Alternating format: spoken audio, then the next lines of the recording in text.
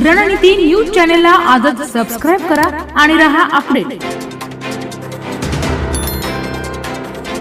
संजय घोडावत इन्स्टिट्यूटमध्ये उद्योग सुरक्षा आणि आरोग्य मार्गदर्शन कार्यक्रम उत्साहात संपन्न।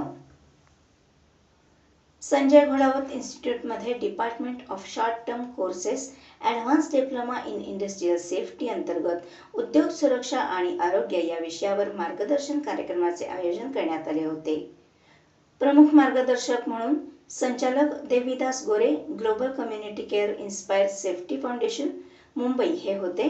यावेळी संजय घोडावत इन्स्टिट्यूटचे संचालक doctor Virat Giri, department of short term courses विभागाचे विभाग प्रमुख प्राध्यापक अजय बी कुंगे, कॉम्प्युटर विभागाचे विभाग प्रमुख प्राध्यापक सागर चव्हाण, इलेक्ट्रॉनिक्स अँड टेलिकम्युनिकेशन विभाग प्रमुख प्राध्यापिका रईसा मुल्ला, इलेक्ट्रिकल विभागाचे विभाग प्रमुख प्राध्यापक नितीन पाटील, मेकॅनिकल विभागाचे विभाग प्रमुख प्राध्यापक योगेश पवार हे सर्व प्राध्यापक तसेच विद्यार्थी उपस्थित होते। कार्यक्रमाचे प्रास्ताविक इन्स्टिट्यूटचे संचालक डॉक्टर विराट गिरी यांनी उद्योग सुरक्षा आरोग्य या कार्यक्रमाचे प्रास्ताविक इन्स्टिट्यूटचे संचालक डॉक्टर विराट गिरी यांनी उद्योग सुरक्षा आणि आरोग्य या कार्यक्रमाचे आयोजनाचे उद्देश आणि महत्त्व सांगून प्रमुख पाहुण्यांचे मार्गदर्शन कार्यक्रमाला उपस्थित राहिल्याबद्दल स्वागत केले।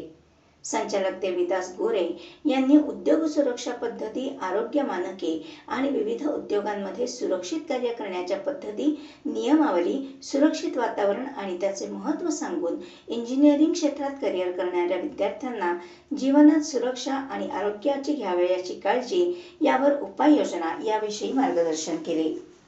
विभाग प्रमुख प्राध्यापक अजय कोंगे यांनी संजय घोडावत इन्स्टिट्यूटमध्ये सुरू असलेला महाराष्ट्र राज्य तंत्रशिक्षण मंडळात मान्यताप्राप्त advance diploma in industrial safety या कोर्सची प्रवेश प्रक्रिया, कोर्सला प्रवेश घेण्यासाठी आवश्यक शैक्षणिक पात्रता, कोर्समध्ये असणाऱ्या विविध अभ्यासक्रमाचे नियोजन, कोर्सेसची उपयुक्तता याविषयी माहिती देऊन मार्गदर्शन कार्यक्रमाला उपस्थित मान्यवरांचे आभार व्यक्त केले।